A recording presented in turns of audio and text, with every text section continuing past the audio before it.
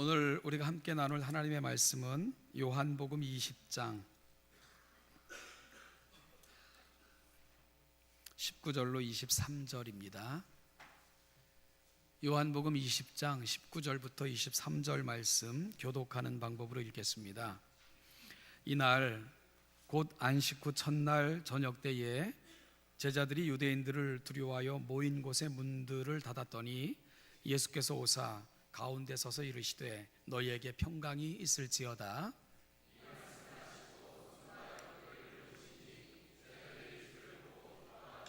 예수께서 또 이르시되 너희에게 평강이 있을지어다. 아버지께서 나를 보내신 것 같이 나도 너희를 보내노라.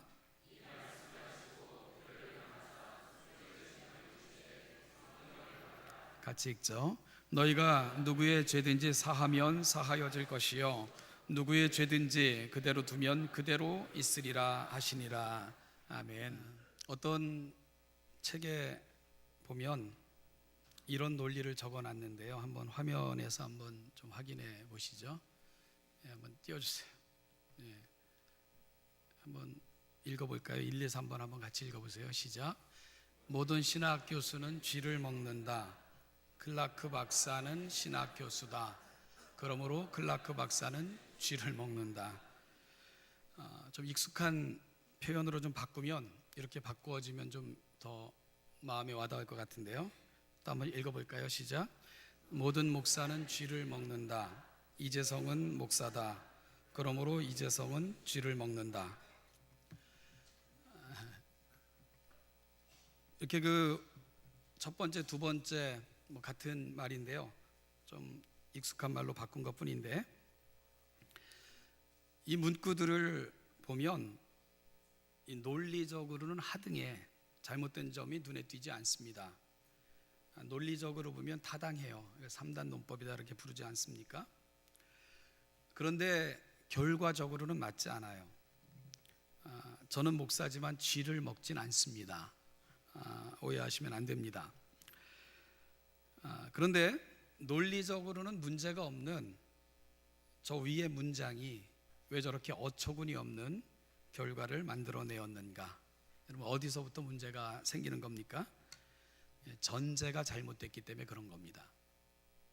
잘못된 전제는 어처구니 없는 잘못된 결론에 이를 수밖에 없게 만듭니다. 그래서 제가 맨 앞에 소개했던 그 책의 저자도 전제가 잘못되면 잘못된 결론에 도달하게 된다 이렇게 지적하고 있죠. 모든 목사는 쥐를 먹는다, 모든 신학교 교수는 쥐를 먹는다, 이런 어처구니 없는 잘못된 전제로 시작하면 이런 어처구니 없는 결과에 이를 수밖에 없게 되는 겁니다.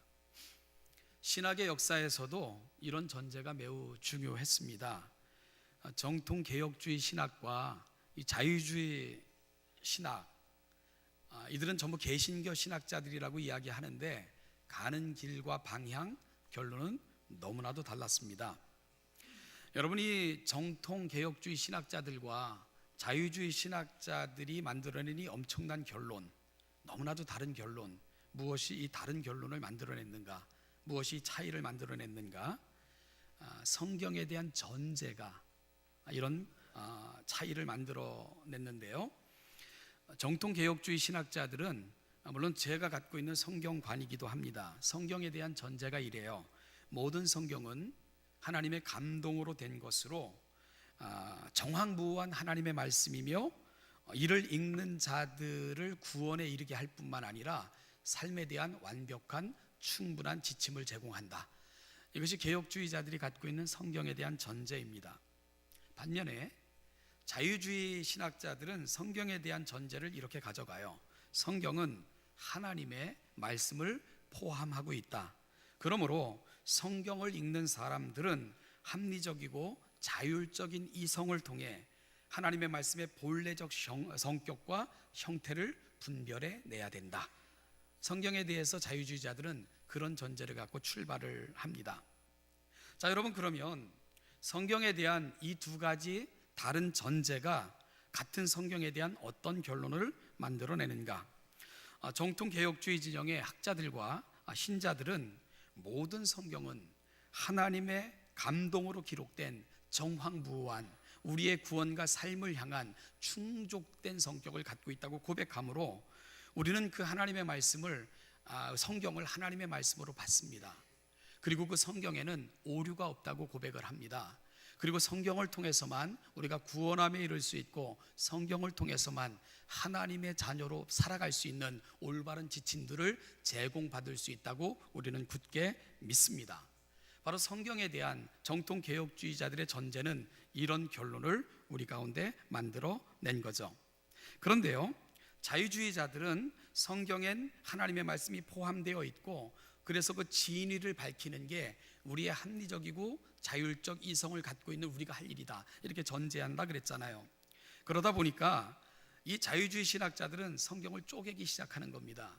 어떤 건 하나님의 말씀이고 어떤 건 인간의 말이고 어떤 데는 후대에 첨가된 것이고 이렇게 갈갈이 찢어놓는 그러한 일들을 자유주의 신학자들은 했죠. 그러다 보니까 성경의 권위는 상실됐고요, 성경은 단순히 연구를 위한 종교적 문서로 변질되어져 버렸습니다. 그리고 성경의 모든 가치를 판단하는 잣대를 자유주의자들은 이성에다 둔 거예요. 자율적 인간의 이성. 결국은 뭐가 중요합니까? 하나님이 중요한 게 아니고요, 하나님의 말씀이 중요한 게 아니에요. 내가 중요한 겁니다. 내가 납득하고 내가 받아들일 수 있고 내게 의미가 있을 때만 성경은 가치를 지니게 되는 겁니다. 기준이 나인 거예요. 이것이 바로 자유주의 신학자들이 성경에 대해서 갔던 방향이고 또한 그들이 내렸던 결론이 바로 잘못된 전제에서 출발되고 있는 것을 우리가 알게 되는 거죠. 그래서 구원에 대해서도 포스트 모더니즘, 길은 여러 가지인데 아무대로 방향만 잡아 가기만 하면 된다, 이런 구원관에 이를 수밖에 없게 된 겁니다. 따라서 여러분, 어떤 결론에 이르는 가는 어떤 전제를 갖고 있는가가 매우 중요한 역할을 한다는 것을 확인할 수 있는 부분이죠. 자, 그렇다면 그리스도인들은 어떤 전제를 갖고 살아가는 사람들이어야 하는가? 여러분, 우리의 전제는 어디서부터 출발되고 찾아야 되는가?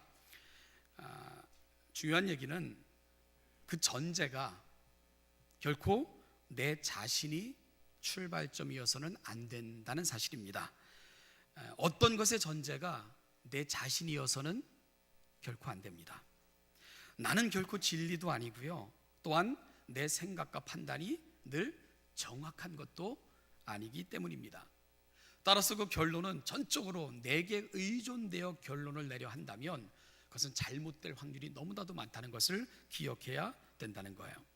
어떤 것을 말하고 행동하고 판단하고 결정하는 잣대가 나의 우월성에서 출발하거나 내가 너보다는 나아 하는 상대방에 대한 나의 우월감에서 시작을 한다면 이미 그 전제는 잘못된 출발점을 갖게 되는 거고요, 그런 전제는 매우 심각한 파괴적인 결론을 낼 수밖에 없다는 것을 우리가 기억해야 됩니다. 자, 그렇다면 그리스도인의 전제는 무엇이어야 되는가? 그리스도인의 사고의 출발점은 늘 어디서부터 시작돼야 되는가? 전제는 늘 보편타당한 진리이어야 됩니다. 변하지 않는 진리이어야 됩니다. 자, 여러분, 그렇다면 우리에게 있어서 늘 모든 것의 전제가 될 수 있는 불변하는 그리고 늘 변하지 않는 그 진리가 뭘까요? 바로 성경입니다. 그것만이 유일한 절대적인 결코 흔들리지 않는 모든 사고의 전제를 가능하게 만들어줍니다. 그리스도인들은 성경적 사고, 성경적 전제를 갖고 살아가는 사람들이다. 이 부분을 놓치면 안 됩니다. 요즘 어떤 물건이 나오면 앞을 다투어 사용하는 말이 있어요. 그게 뭐냐면 all new라는 말입니다. 모든 것이 바뀌었다, 모든 것이 새로워졌다, 이런 말들을 요즘 어떤 제품을 내놓으면서 시리즈를 내놓으면서도요 all new라는 말을 참 많이 붙이는 것을 보게 됩니다. 여러분, all new가 갖고 있는 개념이 뭐죠? 디자인부터 성능까지 모든 걸 확 바꿨다, 완벽하게 바꿨다, 이런 개념인 거죠. 기존의 것과는 완벽하게 다르다, 이게 all new가 갖고 있는 뜻이죠. 그래서 all new이어야 소비자들은 좀 더 관심을 갖고 소비자들은 좀 더 감동을 받습니다. 대충 모양이나 성능 조금 바꾸어서는 요즘 소비자들을 만족시킬 수 없습니다. 오히려 조금 손대고 부족하면 조금 메꿔서 출시하면 우롱했다고, 그리고 우리를 기분 나쁘다고, 속았다고 하면서 오히려 소비자들은 화를 내죠. 그래서 판매자들이나 생산자들은 all new, 이거 정말 새로워진 거예요 하는 것을 앞다투어 제품에 붙이고 있는 것을 우리가 보게 됩니다. 그런데요, 여러분, 성경이 갖고 있는 별명이 하나 있어요. 그게 뭔지 아십니까? 성경은 게으른 책이라는 별명을 갖고 있습니다. 성경은 게으르다. 무슨 뜻이죠? 성경은 기록된 이후로 단 한 번도 바뀐 적이 없다는 겁니다. 그 흔한 개정판조차도 성경은 나오지 않았습니다. 물론 요즘 어떤 책의 저자들이 즐겨 사용하고 있는 보완이나 수정 같은 것이 성경은 기록된 이후로 단 한 번도 되어진 적이 없습니다. 오히려 성경의 관심은 뭐가 오리지널인가, 뭐가 더 처음에 기록된 형태인가, 이 부분만 오히려 더 관심을 갖고 연구되어지는 분야이지, 뭘 바꿔야 되는가, 무엇을 개정해야 되는가, 무엇이 시대착오적이기 때문에 고쳐놔야 되는가, 이런 것은 기록된 이후 지금까지 단 한 번도 시도된 적이 없다는 거예요. 그래서 성경은 게으른 책이라는 별명을 갖게 됐다는 겁니다. 여러분, 왜 그렇죠? 그럴 필요가 없기 때문입니다. 성경은 그 자체로 충분하며 정황부호한 하나님의 말씀이기 때문에 성경은 빼거나 덧붙여질 필요성 자체가 없는 겁니다.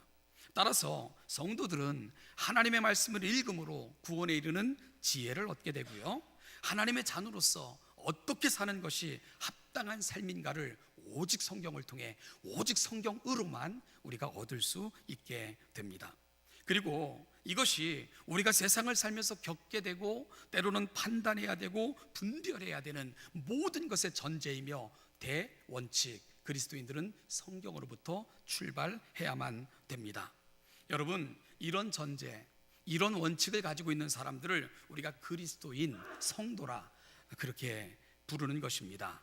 그리고 이런 삶, 즉 성경을 하나님의 말씀으로 받고 성경에 기록된 바를 조차 성경으로부터 가르침을 받을 뿐만 아니라 성경의 도리를 좇아 살고자 하는 사람들, 그런 삶을 살고자 하는 자들에게 하나님은 은혜를 베푸시는 거예요. 그리고 하나님은 그런 분들에게 능력을 주시는 겁니다. 그러니까 하나님의 능력과 은혜는 언제 경험할 수 있느냐? 말씀 붙들고 말씀대로 하나님의 뜻대로 살고자 애쓰며 노력하며 그 열정을 갖고 나아가는 사람들, 그들이 하나님의 은혜를 받을 수 있어요. 그들이 하나님의 능력을 경험할 수 있어요. 우리가 그런 노력과 열정이 없는데 하나님은 도우실 하등의 이유가 없는 겁니다.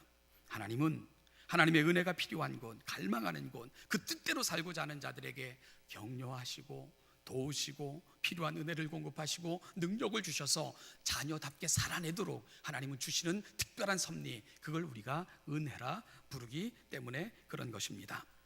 저는 오늘 이 자리에 앉아 계신, 그리고 이 말씀을 전하고 있는 저와 여러분들이 그런 은혜의 주인공들이 다 되시기를 주님의 이름으로 축복합니다. 자, 그럼 오늘 본문을 통해 왜 우리의 전제가 성경에 근거해야 되는가를 구체적인 예를 통해서 좀 적용해 보려고 합니다. 오늘 본문을 통해 그 작업을 여러분과 함께 해보려고 하는데요, 오늘 본문은 부활하신 주님께서 제자들을 찾아가신 장면입니다. 예수님의 제자들이 예수님을 따를 때 쭉 그들의 모습을 살펴보면 그들에게서 일종의 존재했던 공식이 있었다는 것을 짐작할 수 있게 됩니다. 예수님을 따랐던 제자들이 갖고 있었던 공식은 오늘 본문에 이르기까지의 제자들의 행적을 살펴보면 이런 공식으로 요약이 가능하지 않을까 생각이 드는데요, 한번 화면을 통해서 한번 또 1, 2, 3 같이 읽어보도록 하겠습니다. 시작. 우리는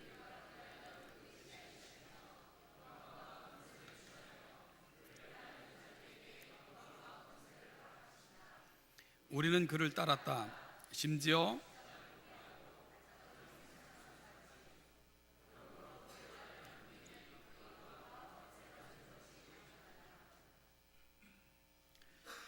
제자들이 보여주고 또 지금 본문에서도 비춰지고 살아갔던 삶의 방식들을 살펴보면 제자들은 이런 공식을 갖고 살았을 거다 싶은 생각을 하게 됩니다. 이것이 어쩌면 그들이 만들어 놓은 공식이었다는 생각을 해요. 그런데요, 여러분, 그들은 이 논리적으로 하면 예수님께서 그렇게 주실 거라 알았고 그래서 모든 것을 버리면서 예수를 따랐어요. 그러면 당연하게 영광과 권세를 얻었어야만 됐죠. 그런데 오늘 본문에서 보고 있는 제자들은 그 영광과 권세를 가진 자들 같지가 않습니다. 그들은 지금 문을 굳게 닫아 건 채 두려움에 떨며 그렇게 숨어 있는 모습을 보여주고 있기 때문입니다. 그들이 기대했던 결과와는 전혀 다른 결과 앞에 당혹해하고 당황해하는 제자들을 오늘 본문에서 우리가 만나게 되는 겁니다. 문학에서 이 문이라는 매체는 마음을 보여주는 데 사용하는 매우 유용한 중요한 모티프인 것을 우리가 많은 작품들을 통해서 확인할 수 있게 되는데요, 마음이 열리거나 오해가 풀리거나 혹은 쌓였던 원한이 풀어질 때 문을 열고 혹은 문이 열리는 것으로 작가들은 많이 표현을 합니다. 부부싸움을 해보신 분들은 알겠지만 화나서 들어갔던 문이 열리는 건 희망의 표시 아니겠습니까? 문이라는 것은 뭔가 개방되어지고 풀린다는 개념을 갖고 있어요. 반면에 위축되거나 소외되거나 단절되거나 아니면 절망 등을 표현할 때 문을 꼭꼭 닫아 건 것으로 많은 작가들은 표현을 하기도 하죠. 이처럼 문이라는 것은 문학에서 마음을 보여주는 아주 중요한 모티프로 그렇게 사용이 됩니다. 성경을 기록한 저자들 중 요한은 가장 문학적으로 탁월한 감성과 섬세함, 관찰력을 가지고 있는 아주 대표적인 사람이라는 생각을 합니다. 요한은 사물을 예리하게 관찰하고 주의 깊게 살펴 그 깊은 의미들을 독자들에게 제공해 줍니다. 그가 오늘 본문에서 제자들의 상태를 표현하면서 그들이 있는 곳의 모든 문들, 여기서 문들이 복수로 사용되고 있는 걸 주목해야 됩니다. 그 문들이 잠겨져 있다고 묘사하고 있습니다. 여러분, 모든 문이란 문은 다 꼭꼭 자물쇠에서 잠가 놓고 그 안에 들어가 있는 모습, 그게 오늘 본문에서 만나는 제자들의 모습입니다. 이것은요, 단순히 문만 잠겨져 있는 게 아니고 그들의 마음 상태를 함께 조명해 주고 있는 겁니다. 오늘 문을 꼭꼭 잠그고 그 안에 들어있는 제자들 마음도 그렇게 잠겨 있는 겁니다. 그래서 그들의 집의 문들은 꼭꼭 잠갔고요, 이것은 단순히 드나드는 역할을 하는 문들만 잠근 게 아니라 세상에 대해서, 사람들의 관계에 대해서, 자신들의 미래에 대해서 문을 꼭꼭 닫아놓은 그들의 마음의 상태를 요한은 이렇게 보여주고 있는 겁니다. 여러분, 왜 그렇게 됐죠? 이들이 왜 마음을 꼭꼭 닫아둔 채 은둔자처럼, 실패자처럼 그렇게 그 공간 속에 갇혀 있습니까? 그들이 기대했던 결과와 전혀 다른 결과 앞에 그들은 망연자실해하고 있는 거예요. 여러분, 그 전혀 기대하지 않았던 그 사실 앞에 그들은 절망하고 있는 거, 그게 바로 제자들이 속해 있는 상황입니다. 그들은 예수님께서 예루살렘에 입성하실 때 권세와 영광이 주어질 줄 알고 한껏 기대에 부풀어 있었던 것이 제자들이었습니다. 더군다나요, 예루살렘으로 예수님께서 입성하실 때 얼마나 놀라운 광경을 목도했습니까?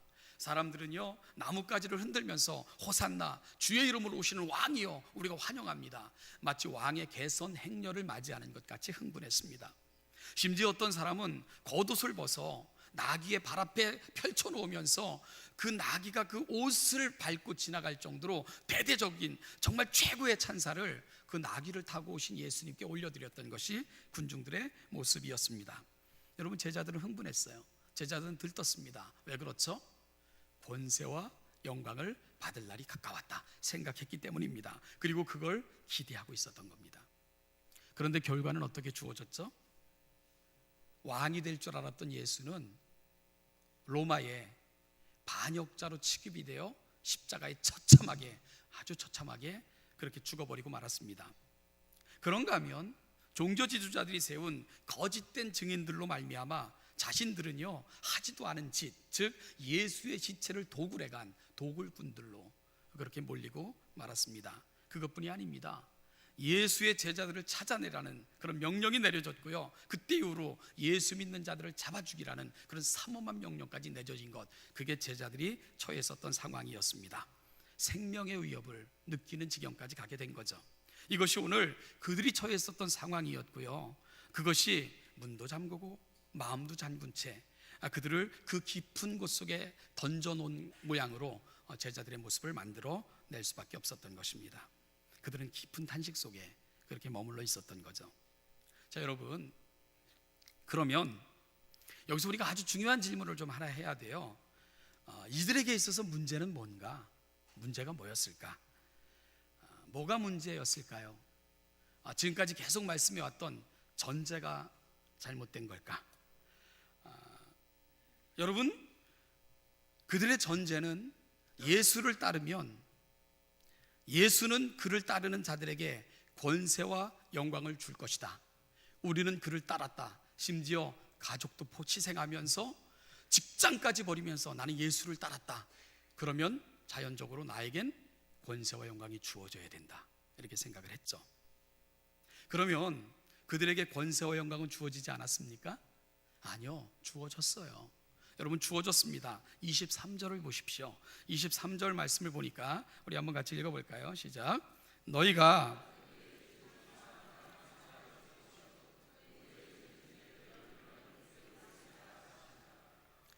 세상에 이런 권세와 영광을 누려본 사람들은 없습니다. 예수님의 사도들에게 특별히 주신 엄청난 권세, 하늘을 메고 하늘을 푸는 그 권세를 제자들에게 주신 거예요. 이들을 통해 엄청난 일을 하시겠다고 하나님은 약속하셨습니다. 이들은 하늘의 권세와 영광을 지닌 거예요. 그러면 전제는 특별히 잘못된 것 같진 않아요. 그리고 기대했던 걸 받았으니까. 그럼 오늘 본문을 푸는 데 있어서 문제는 뭔가? 권세와 영광을 잘못 해석한 것입니다. 신앙을 잘못 이해한 것입니다. 그들이 기대했던 권세와 영광의 성격이 잘못되었던 것이지요. 주님은 문들을 걸어 잠그고 집안에 있는 자들을 찾아가셨습니다. 그리고 그들에게 죽은 예수가 바로 자신인 것을 증명하셨습니다. 그런데 여러분, 예수님께서 바로 나다, 그리고 내가 죽음에서 부활했다 하고 주님께서 자신을 드러내실 때 무엇을 증거로 제시하셨는가? 이게 매우 중요하다는 겁니다. 무엇을 증거로 제시하고 있습니까? 바로 못자국 난 손과 창자국 난 옆구리라는 사실입니다. 고난의 흔적, 희생의 흔적, 즉 십자가의 흔적을 보여주셨습니다. 그리고 나서 말씀하시기를 너에게 평강이 있으라 하시고는 아버지께서 나를 보내신 것 같이 나도 너희를 보내노라 하고 말씀하셨습니다. 그러면서 권세를 주신다고 하시면서 영광을 주신다고 하면서 23절 말씀을 약속으로 주신 거예요. 그러니까 결국 제자들은 엄청난 권세를 받은 거고요, 엄청나게 영광스러운 존재가 된 겁니다. 그러면 여기서 주님께서 제자들에게 주신 권세가 도대체 뭘까? 그 영광은 뭘까? 여러분, 이걸 풀어내야 됩니다. 이게 바로 신앙의 내용이기 때문에 그래요. 세상에서 주입된 흔히들 말하는 그런 영광과 권세를 말하는 걸까? 바로 그 지점에서 오해가 생긴 겁니다. 제자들은 세상에서 보며 경험했고 세상이 주입된 생각, 즉 내가 전제가 된 거예요. 그래서 예수 따르면 세상에서 사람들이 기대하며 소망했던 그 권세와 영광이 주어질 줄 알았던 것입니다. 그런데 주님은 권세와 영광을 주셨어요. 그런데 그 권세와 영광은 무엇을 통해서 증명돼야 되느냐? 십자가를 통해 증명돼야 된다. 그렇게 말씀하고 계신 겁니다. 결국 주님께서 그들에게 주신 권세가 뭔지 아십니까? 죽을 수 있는 힘을 주신 거예요.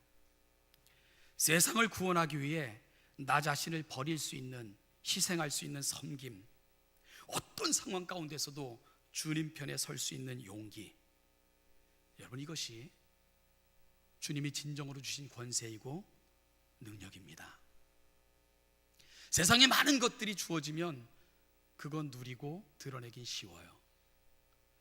그런데 여러분, 그런 것에는 권세가 필요하지 않아요. 능력이 필요하지도 않습니다. 정말 권세와 능력은 얼마나 더 섬길 수 있는가, 얼마나 더 나를 포기할 수 있는가, 얼마나 더 나를 희생할 수 있는가, 누군가를 살리기 위해 나는 미랄이 될 수 있는가, 거기에 능력이 필요한 겁니다.